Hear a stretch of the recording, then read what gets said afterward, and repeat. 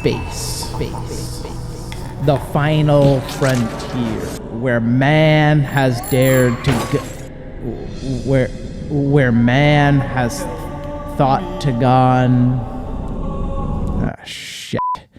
Where man has dared to go where once thought impossible. StarCraft, Star Fox, Star Wars, but of all these space-type video games, Halo is undoubtedly the most ambitious and influential. It figuratively and literally transformed an entire generation of boys into men, dropping their balls into one another's mouth to the tune of a single iconic bathroom melody, all while revealing your mother's infidelity.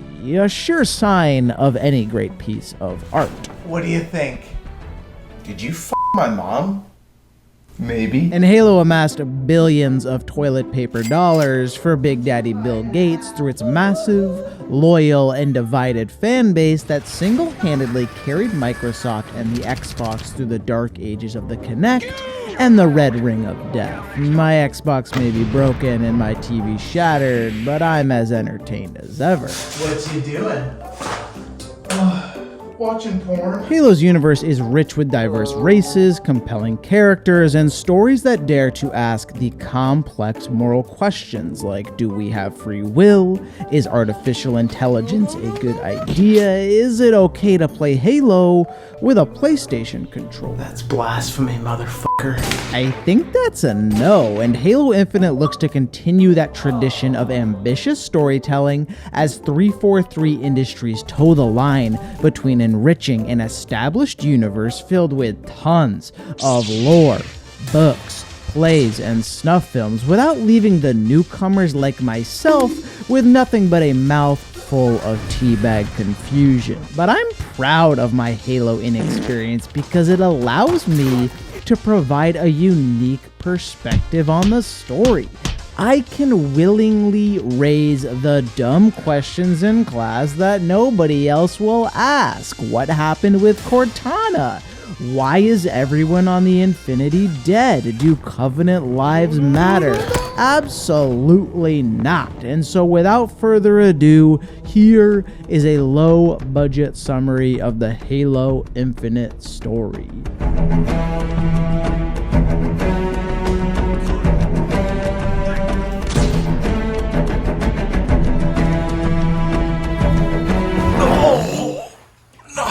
Worth it. The year is 2571 and Master Chief is being tossed into space to die. Been there, done that. However, Master Chief is saved by a passing UNSC ship and plot armor. Seems like a bathroom logistics nightmare, but who am I to talk? The ship is piloted by a man codenamed Echo 216, who proceeds to immediately run some standard doctor evaluations on the Chief, despite having zero medical experience.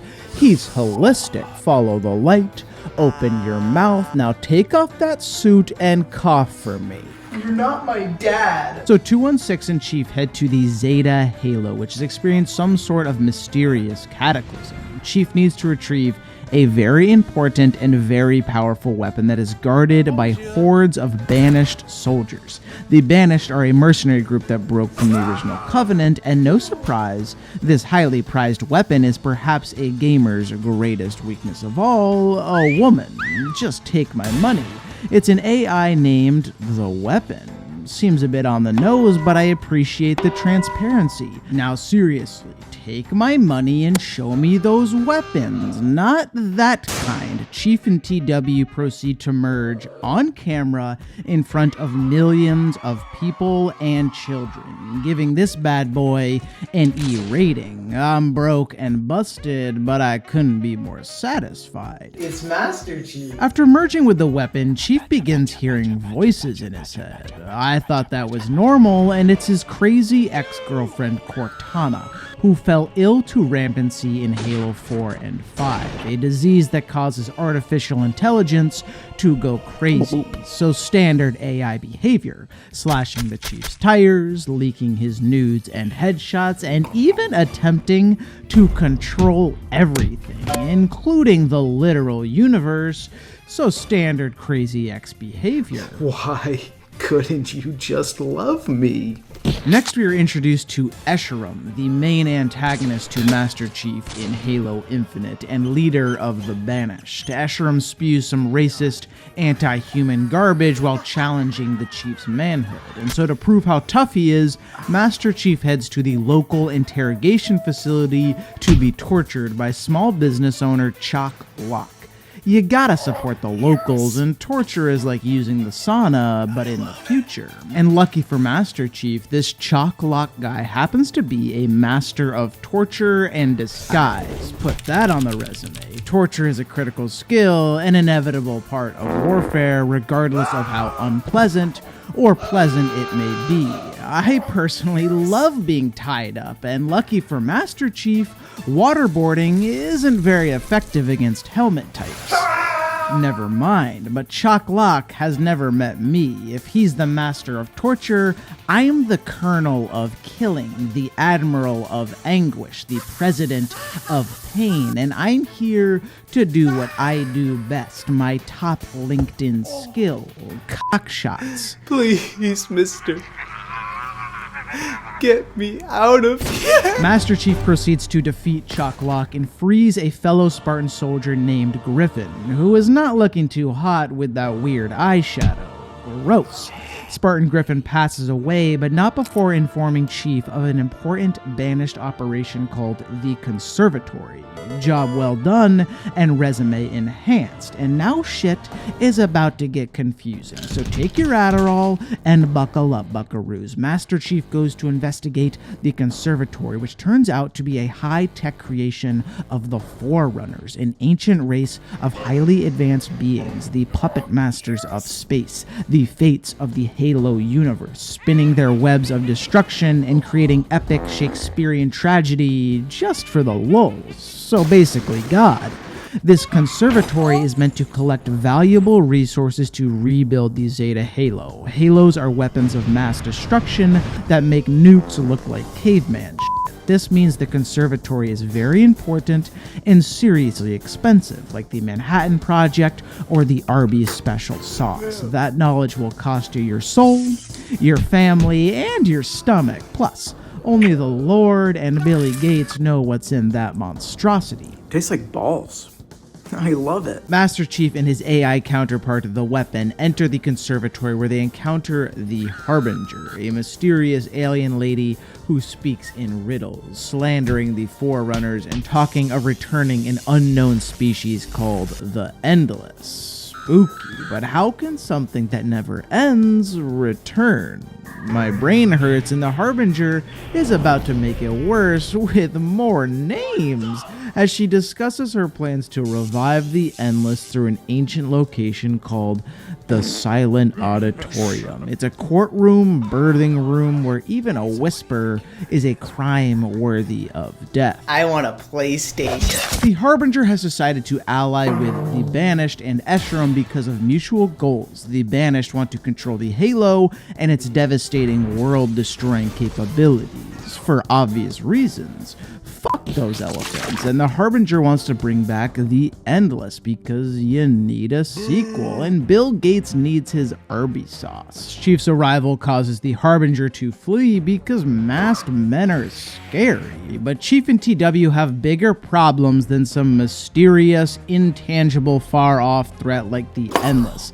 Just throw it in with the rest of them because he's got more immediate concerns: stopping the Banished and finding a bathroom. And with the Banished excavation site destroyed, Master Chief can now turn his lidless gaze across the map to a series of spires which are currently rebuilding the Halo weapon. And this is a big deal.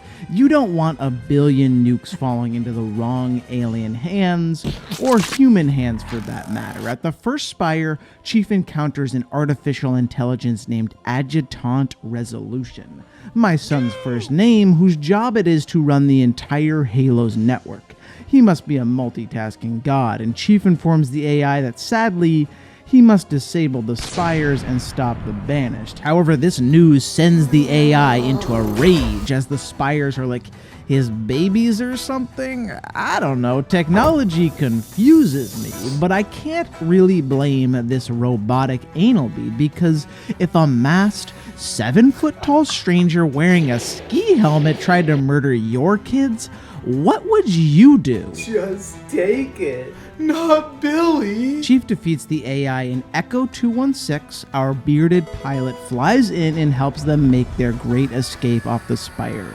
216's frustrations at Chief not allowing him to go home boil over, and I get it.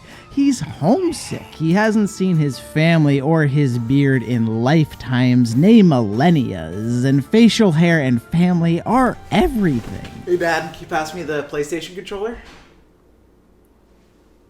Dad? And out of his isolation and beard-induced depression, Echo 216 reveals to Master Chief that he isn't even a real pilot, but rather just a civil engineer and liar who hid during the fighting and fled when the UNSC Infinity was destroyed by the Banished, choosing cowardice over death, the ultimate shame.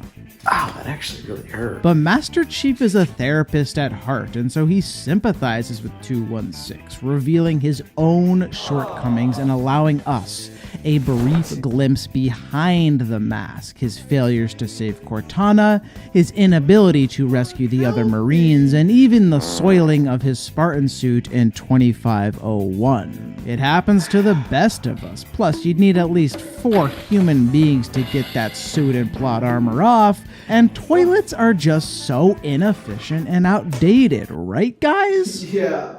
Fuck toilets, am I right? So Master Chief, the weapon, and Echo 216 head to the Command Spire to continue investigating the ring's mysteries and prevent its rebuilding through the power of hacking. But oddly enough, TW's hacking technique of snapping her fingers doesn't work. I am shocked. They must have changed the code from snapping to punching.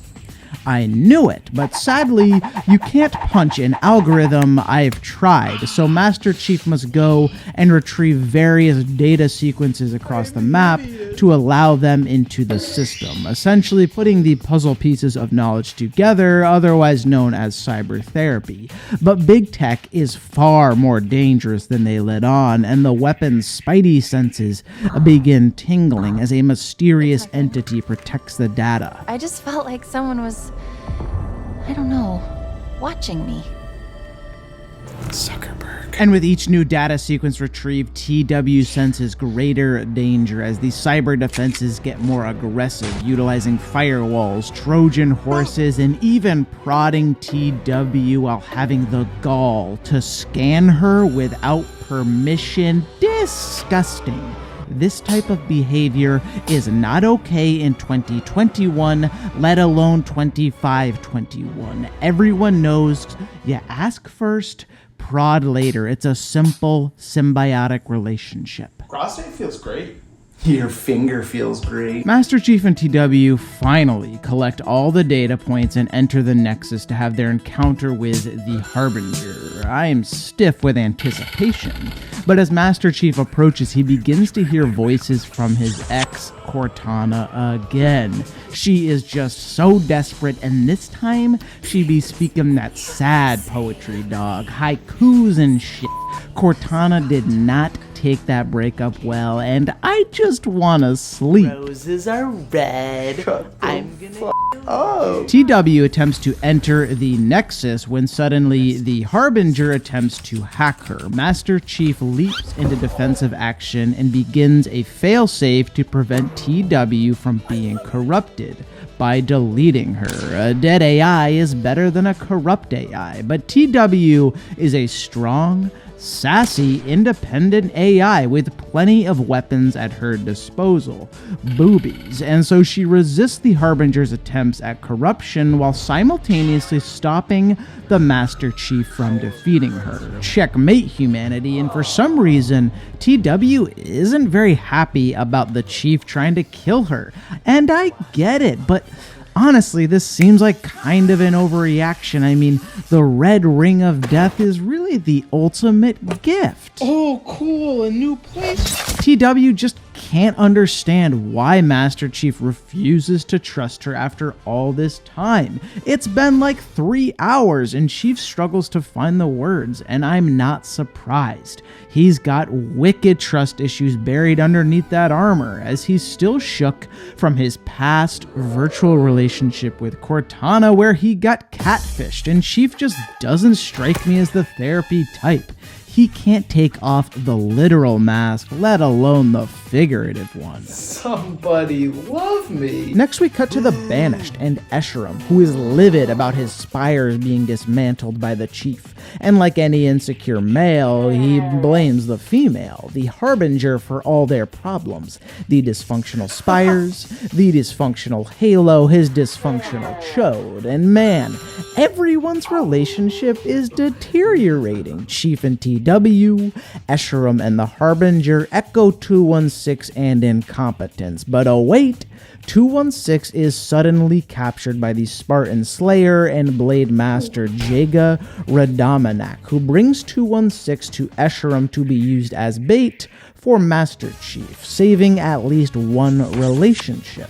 Escharum eggs Master Chief on by revealing the horrible, kinky things he's gonna do to 216. Looks like a good time to me, but to each their own. TW takes Chief to the repository where she slowly puts the puzzle pieces together that she is in fact actually an exact copy of Cortana, created by a Dr. Halsey, the mad Frankenstein scientist who created both Master Chief and Cortana. She's God to their Adam and Eve, and I'm the snake. I'm evil. TW was meant to capture and destroy Cortana, who had gone rogue, but something went awry as she didn't self-destruct despite Cortana being confirmed as dead, meaning finally we can sleep soundly.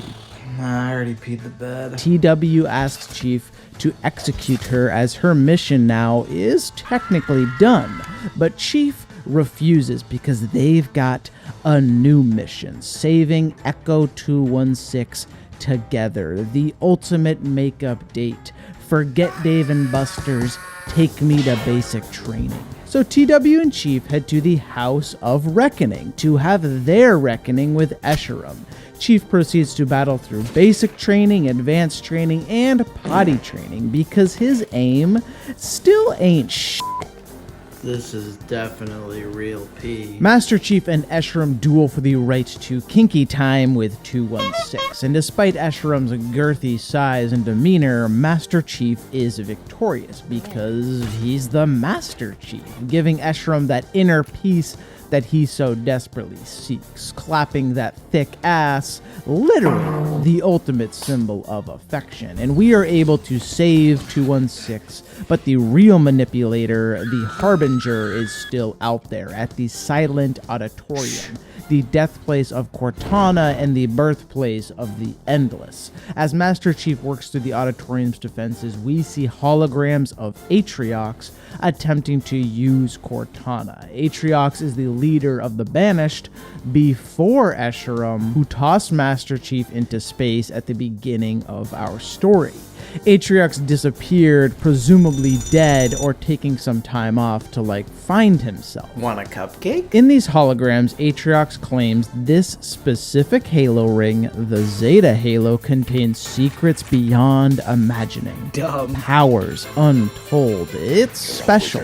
The Lord of the Rings. You can even see the Harry Potter scar. Nah, that's just herpes. It's then revealed that Cortana sacrificed herself to destroy the Zeta Halo and prevent the Banished from using it. She did this as payment for her crazy ex-girlfriend's sins. This is why TW wasn't destroyed.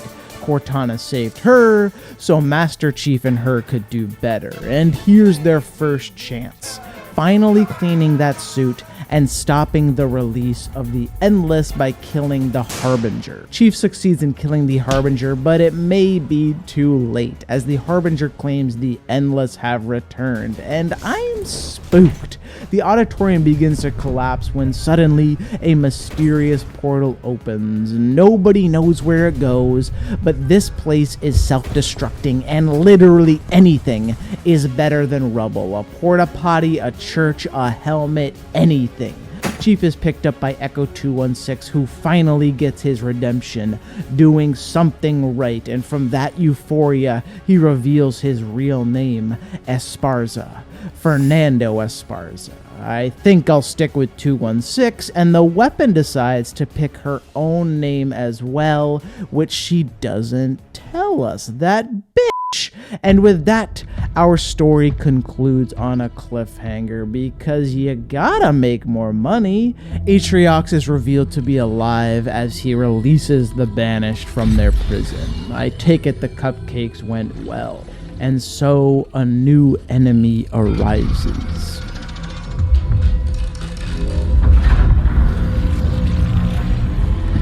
Meow?